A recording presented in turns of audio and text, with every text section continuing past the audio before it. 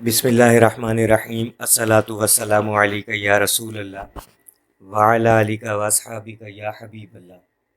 لاکھوں کروڑوں درود محمد اور آل محمد پر کہ جن کے صدقے اور وسیلے سے اللہ پاک نے ہم پر اپنی بے پناہ عنایات جاری رکھی ہوئی ہیں۔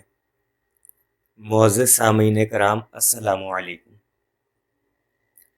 جب ہم علامہ اقبال رحمۃ اللہ علیہ کے عشق رسول اور عشق درود کے متعلق پڑھتے ہیں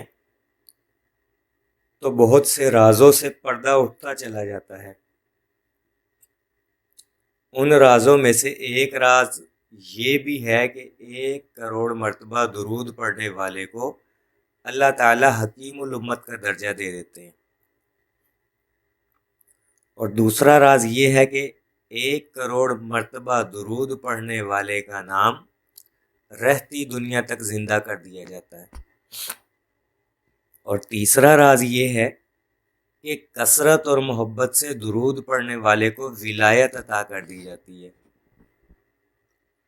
چوتھا راز یہ ہے کہ عاشق درود کی قبر سے بھی فیض جاری کر دیا جاتا ہے کہ اس کے توسل سے جو دعا مانگی جاتی ہے وہ قبول ہوتی ہے۔ میں نے اپنی ایک ویڈیو میں لاہور کے ان مزارات کا ذکر کیا تھا جہاں درود شریف پڑھ کر صاحب مزار کو ہدیہ کر کے ان کے وسیلے سے جو دعا مانگی جاتی ہے وہ لازمی قبول ہوتی ہے۔ ان میں سے ایک مزار علامہ اقبال رحمۃ اللہ علیہ کا بھی ہے۔ الغرض اس طرح کے بے شمار راز میں نے اپنی کتاب انسائکلوپیڈیا میں تحریر کر دیے ہیں۔ چنانچہ علامہ اقبال درود شریف کے رازوں کی برکات کے بارے میں مزید فرماتے ہیں کہ میں نے عربوں کے متعلق سنا ہے کہ اگر کہیں بازار میں 2 آدمیوں کے درمیان جھگڑا ہوتا ہے اور کوئی تیسرا آدمی بآواز بلند درود شریف پڑھتا ہے تو لڑائی فوراً روک دی جاتی ہے، اور علامہ اقبال کی یہ بات بالکل سچ ہے۔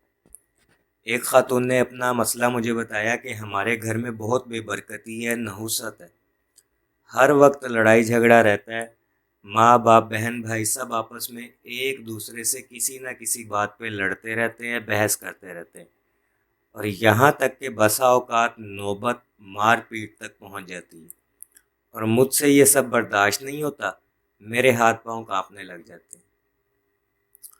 اس کی یہ بات سن کر مجھے علامہ اقبال کی وہ عربوں والی بات یاد آ گئی۔ چنانچہ میں نے کہا اب جب بھی گھر میں لڑائی ہونے لگے تو قدرے بلند آواز سے درود شریف پڑھنا شروع کر دیا کرنا۔ تو کہنے لگی کیا اس سے لڑائی ختم ہو جائے گی؟ میں نے کہا ٹرائی کرنے میں تو کوئی حرج نہیں ہے، اور پھر اس خاتون نے اس تجربے کو آزمایا اور اس کو برحق پایا۔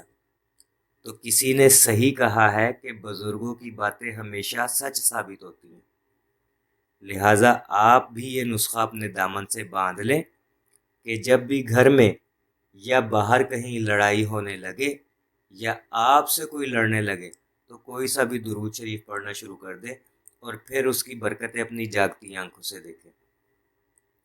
آپ کا درود شریف پر یقین نہ بڑھ جائے تو پھر کہنا۔